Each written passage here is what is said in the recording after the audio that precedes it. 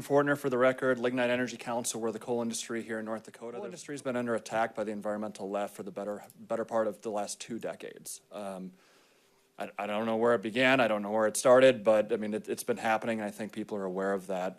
The endangerment finding in 2009 is where carbon dioxide all of a sudden magically became a pollutant. It was basically a decree from the justice system that did that. Since that time, we have seen through the EPA numerous different regulations that have been designed to shut down the coal industry, whether that's through how we mine our coal, through how we turn our coal into electricity from our emissions, all of the little intricate details of how we operate the power plant. There's been no shortage of concepts that have come up. All through that process, we have done our level best to try and meet those requirements. We've put over $2 billion in emissions controls over the last 2 decades into our power plants to do that. And we're to the point now where it's down to carbon dioxide. Right now, there's a greenhouse gas rule from the EPA that was proposed 2 years ago. We put comments in. We've spent millions of dollars as an industry fighting that here in North Dakota. The state has been doing that as well. There's current lawsuits that have been filed. We don't believe that CO2 is a pollutant. We believe that CO2 is plant food and a lot of the things that you've heard today. But unfortunately, we're put in a position where we have to make a decision. Either we go down a track where we don't do anything to deal with the carbon emissions that we have, or we do. And we could look at it one way through, there's regulations that we obviously don't like. We are fighting. We'll take those to the ends of the court system, all the way to the Supreme Court if we have to.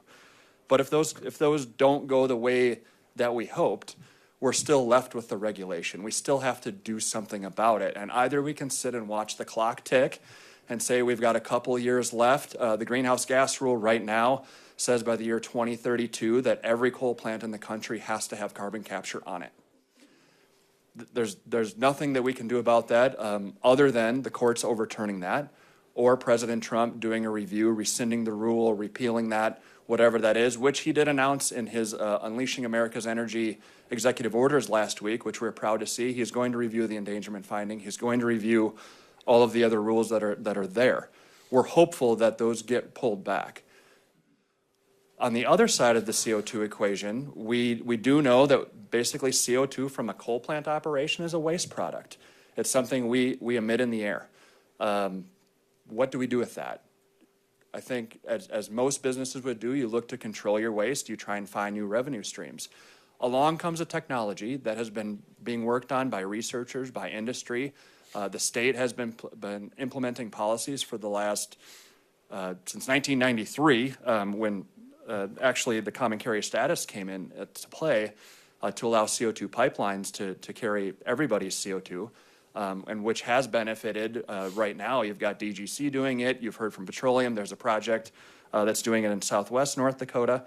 So, I mean, today, CO2 is a commodity.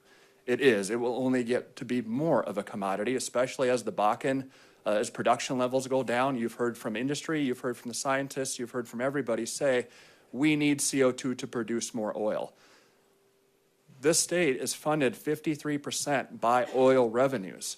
Every public program, road and bridge, county services, education, everything has oil money flowing through it. Do we want the oil revenue to go down, or do we want to find ways to increase it?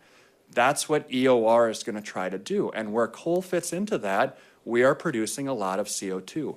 We can take that waste product, we can harness it, we can capture it. 45Q is part of that. It helps us build the billion or 2 billion infrastructure that has to go back on an existing coal plant. To do that, if you asked us today, would we rather put it in the ground or put it in the oil fields? We'd rather put it in the oil fields. The technology still has to prove itself to do that at larger scale in the Bakken using fracking. But it also, for us on the coal plants, carbon capture has been proven at lower scale on ethanol plants. The technology is still being worked on. There's still a lot of R&D at stake. There are projects such as Project Tundra. Coal Creek has one they're working on as well. We hope to prove those out. It will take time to do it. It will take a lot of money. 45Q is something that necessarily, those Those are the rules of the game. That was the hand that we were dealt. Do we want to harness that? Do we want to use that credit to take our waste product, capture it, turn it into a revenue stream to provide economic health for the coal plants, to have a hedge against future regulations on the coal plants? Yes, we do. So when we see bills like this, and again, it's specific to one project, and that the project is not a member of Lignite Energy Council. So, but when you have a bill that's designed to maybe go after one project, what happens is there are other projects that are out there. There are other pipelines that are out there. You've heard there's 5,000 miles of pipeline in the whole country. There are future pipelines that will come.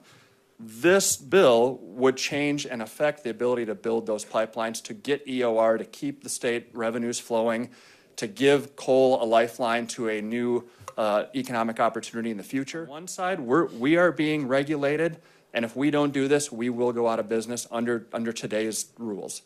If we go another direction, we can turn that into a revenue stream that has all kinds of benefits, and guess what?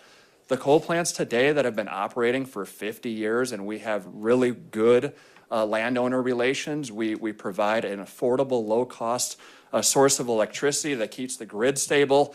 I hope everybody is aware of that. They appreciate that.